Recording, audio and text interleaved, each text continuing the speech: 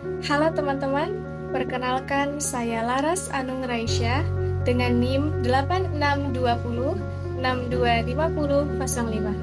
Saya dari Program Studi Pendidikan Guru Sekolah Dasar, Fakultas Ilmu Pendidikan, Komunikasi, dan Pariwisata, Universitas Indonesia Mandiri. Pada video kali ini, saya akan membahas materi tentang penilaian pembelajaran di sekolah dasar. Penilaian merupakan bagian yang sangat penting di dalam proses pembelajaran.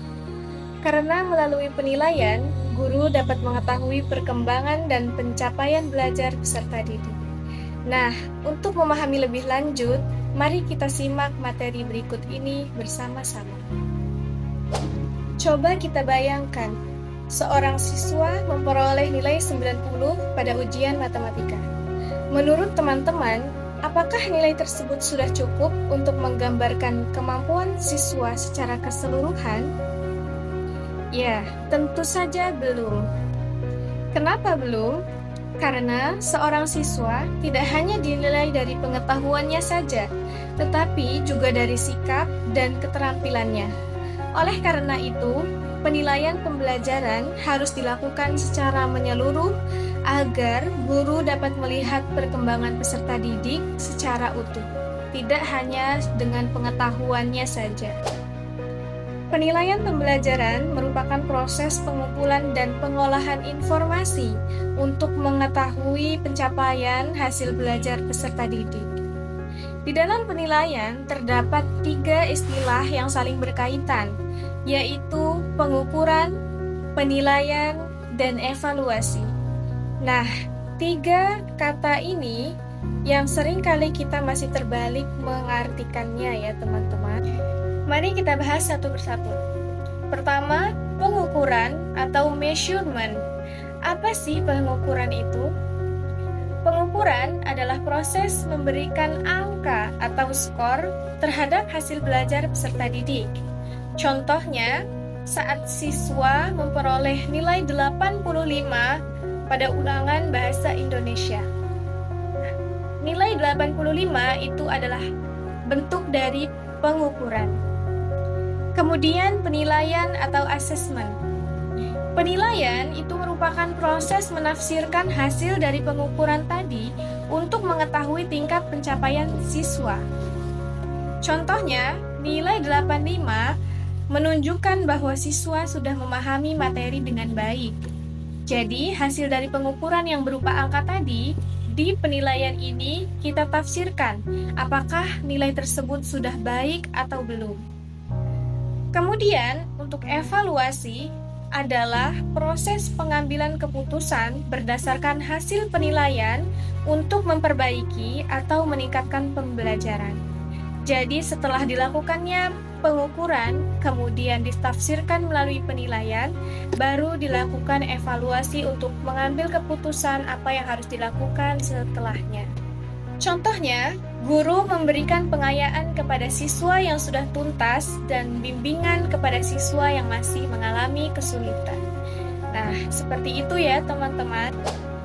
Jadi, secara sederhana, pengukuran itu menghasilkan angka atau skor. Setelah mendapatkan skor, guru melakukan penilaian untuk mengetahui makna dari skor tersebut. Kemudian, hasil penilaian digunakan dalam evaluasi untuk menentukan tindak lanjut pembelajaran. Jadi, pengukuran menjawab berapa nilainya, penilaian menjawab bagaimana hasilnya, dan evaluasi menjawab apa yang harus dilakukan selanjutnya. Teman-teman, kemudian di dalam pembelajaran di sekolah dasar, penilaian itu mencakup 3 ranah utama. Apa saja itu? Pertama, ranah kognitif atau pengetahuan.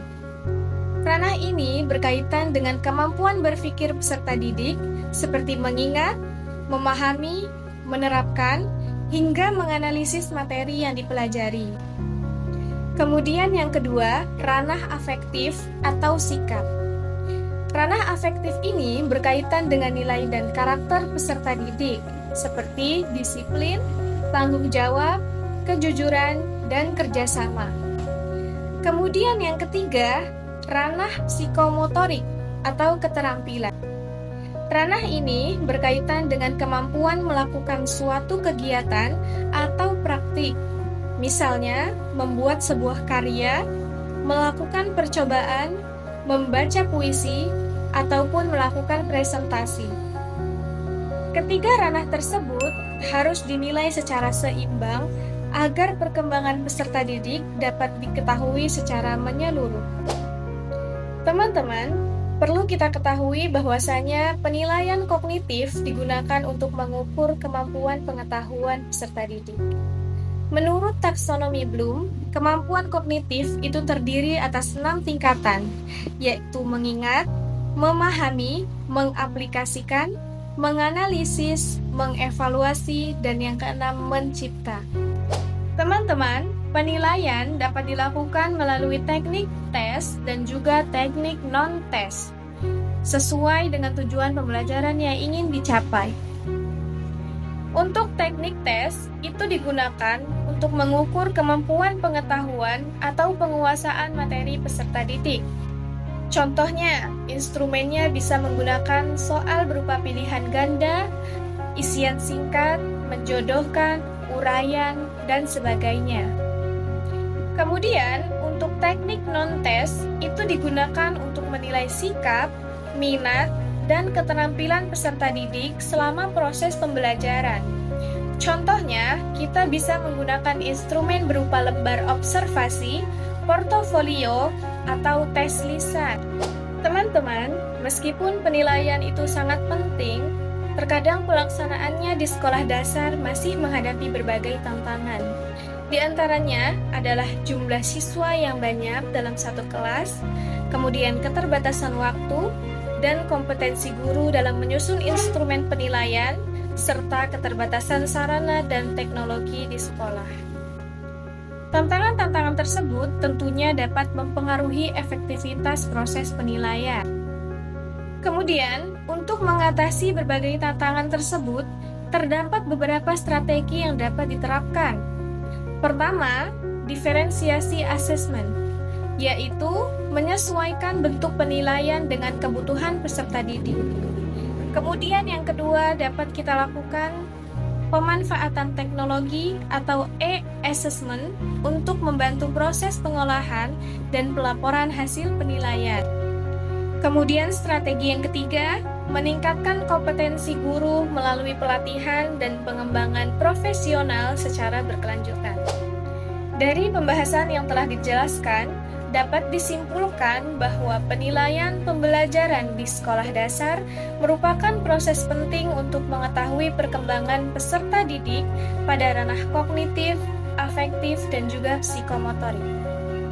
Dengan penilaian yang tepat, guru dapat membantu peserta didik berkembang secara optimal.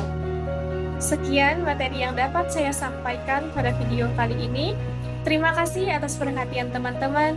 Wassalamualaikum warahmatullahi wabarakatuh.